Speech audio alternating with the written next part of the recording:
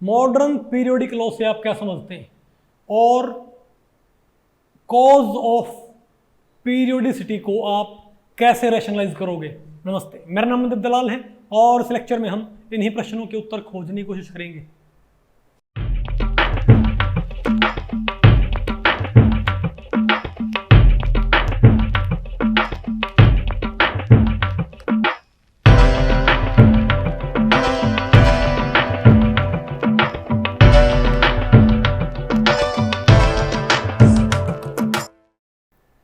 Okay, अब बताओ हम क्या पढ़ते हैं भाई, मॉडर्न पीरियोडिक लॉ। तो भाई इस टॉपिक को हमने टोटल 2 पार्ट्स में बांट रखा है। हम क्या पढ़ेंगे, पीरियोडिक लॉ ऑफ एलिमेंट्स, फिर हम क्या पढ़ेंगे, कॉज ऑफ पीरियोडिसिटी। ठीक है, तो आपने ये पता होना चाहिए भाई कि मॉडर्न पीरियोडिक लॉ क्या कहता है। तो आपने मेंडलीव, इससे पहले अपन क्या पढ़ा था, मेंडलीव्स पीरियोडिक लॉ। तो वो क्या कहता था कि अगर एलिमेंट्स को उनके एटॉमिक वेट के अकॉर्डिंग इंक्रीजिंग एटॉमिक वेट में अरेंज किया जाए तो खास इंटरवल के बाद सिमिलर फिजिकल और केमिकल प्रॉपर्टीज रखने वाले एलिमेंट्स अपीयर होना शुरू हो जाएंगे। यही था हमारे पास, लेकिन उसमें बहुत सारी कमियां थी भाई। ठीक है, एक सबसे बड़ी कमी क्या थी, जिसे कार्बन 14 का मास बराबर होता है नाइट्रोजन 14 के बराबर होता है ना। कार्बन का जो आइसोटोप होता है, इनका मास सेम है, लेकिन प्रॉपर्टीज क्या होती है इनकी, डिफरेंट। यानी सेम प्रॉपर्टी तो नहीं हुई ना। तो बोले भाई, तो इस वजह से ये पता लगा कि भाई कोई और घटना, कोई और पैरामीटर हमको लेना पड़ेगा। समझे बात। फिर आपको पता है मोजली ने ये पता कर दिया था कि न्यूक्लियर चार्ज कितना होता है, एटॉमिक नंबर कितना होता है। ठीक है, तो ये पाया गया कि अगर हम एलिमेंट्स को उनके एटॉमिक वेट के आधार पे अरेंज ना करें, कैसे अरेंज करें, एटॉमिक नंबर के आधार पे, तो ये जो रिपीटेटिव प्रॉपर्टी है ज्यादा बेटर आई क्या, तो हमको ज्यादा बेटर सिमिलैरिटी देखने को मिली आफ्टर सर्टेन इंटरवल। नहीं आपको, मतलब आपके पास जितने भी एलिमेंट्स हैं उनको आप बढ़ते हुए एटॉमिक मास में अरेंज मत करो, उनको आप बढ़ते हुए एटॉमिक नंबर में अरेंज करो। सबसे पहले आप क्या लिखो, सबसे कम एटॉमिक नंबर वाला, उसके बाद ज्यादा, उसके बाद उससे ज्यादा वाला। नहीं आपको समझ, तो उससे बताओ क्या होगा, एक खास इंटरवल के बाद एटॉमिक नंबर में, जैसे अगर मैं कहूँ मेरे पास बताओ क्या है, सोडियम है, फिर कौन मेरे पास, सोडियम है, उससे ज्यादा नंबर किसका होता है। अब आपको पता है नाइट्रोजन और कार्बन का मास बेशक सेम है, नंबर उनका क्या है, डिफरेंट है, नंबर डिफरेंट है, तो उनकी प्रॉपर्टीज क्या होंगी, डिफरेंट। तो मॉडर्न पीरियड का क्या बोलता है कि physical and chemical properties of different elements are the function of atomic number and not atomic mass. बात आपको पहले पड़ेगी। If two atoms are having same atomic number they will show same chemical and physical properties. नहीं आपको समझ, तो hydrogen का कौन आएगा, हीलियम, हीलियम का कौन आएगा हमारे पास, इसका एक ऐसा कितना होता है, 2 होता है। फिर कौन आएगा हमारे पास, लिथियम, फिर कौन आएगा हमारे पास, बेरिलियम, फिर कौन आएगा, कौन, बोरॉन, फिर कार्बन, नाइट्रोजन, ऑक्सीजन और नियोन, फिर कौन सा आएगा हमारे पास,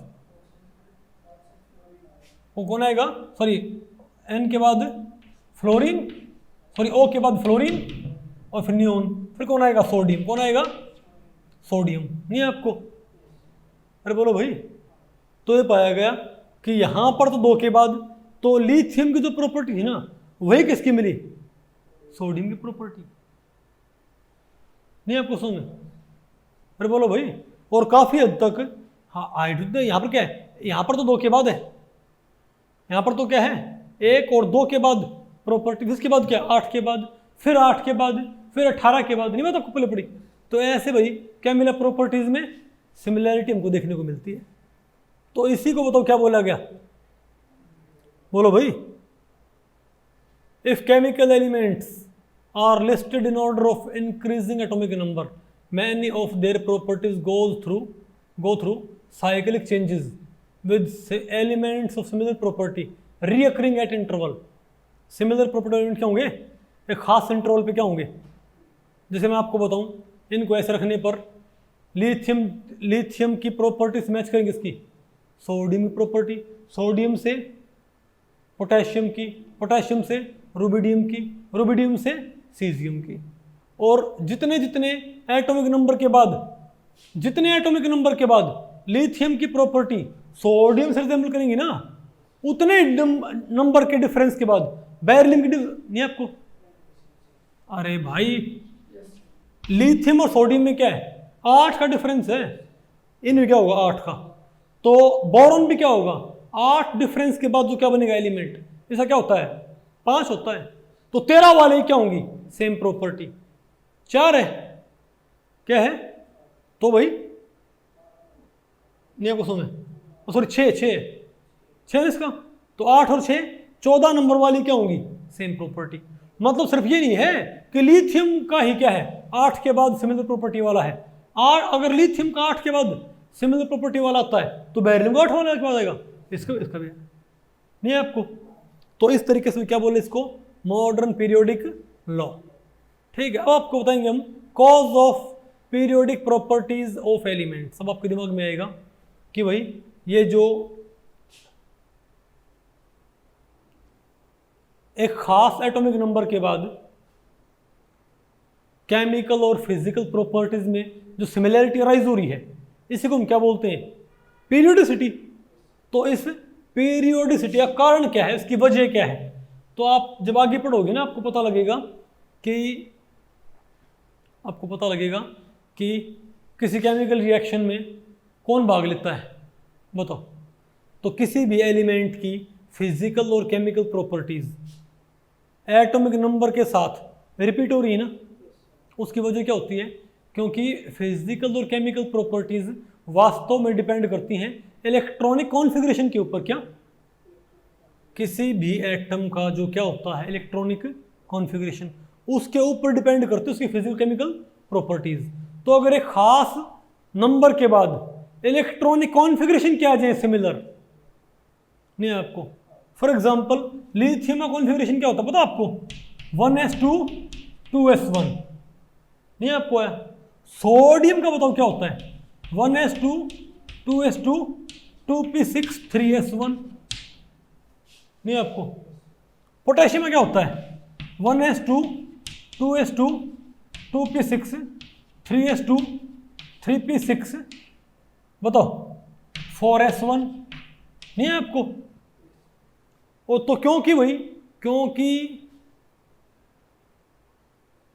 जब एटॉमिक नंबर बढ़ता है तो नंबर ऑफ इलेक्ट्रॉन्स क्या होते हैं, बढ़ते होंगे ना, नहीं बढ़ते क्या। इलेक्ट्रॉनिक कॉन्फ़िगरेशन किसका फंक्शन होता है, इलेक्ट्रॉनिक। आपने एक बात देखी कि पीरियोडिक प्रॉपर्टीज किसका फंक्शन दिख रही है हमको, एटॉमिक नंबर का, किसका, पीरियोडिक प्रॉपर्टीज एटॉमिक नंबर का फंक्शन है ना। यानी कि एक खास इंटरवल के बाद फिजिकल और केमिकल प्रॉपर्टीज एक तरह से रिपीट हो रही है ना, रिपीटेशन आ रही है उनके अंदर। तो अब ये बताओ, अब एटॉमिक नंबर किसका फंक्शन है, अब एटॉमिक नंबर का फंक्शन कौन होता है, इलेक्ट्रॉनिक कॉन्फ़िगरेशन। समझे बात, एटॉमिक नंबर का फंक्शन क्या होता है इलेक्ट्रॉनिक कॉन्फ़िगरेशन। कैसे आप कहोगे बताओ, यहाँ पर क्या है, लिथियम क्या है 2s1, इसका क्या है 3s1, इसका बाहर क्या है, तो इसको बोलते हैं ओपन सब शेल। क्या बोलते हैं, अगर कोई सब शेल पूरी तरह फिल्ड हो ना उसको बोलते हैं क्लोज्ड सब शेल। क्या बोलते हैं, और कोई सब शेल पार्शियली फिल्ड उसे क्या बोलते हैं ओपन सब शेल।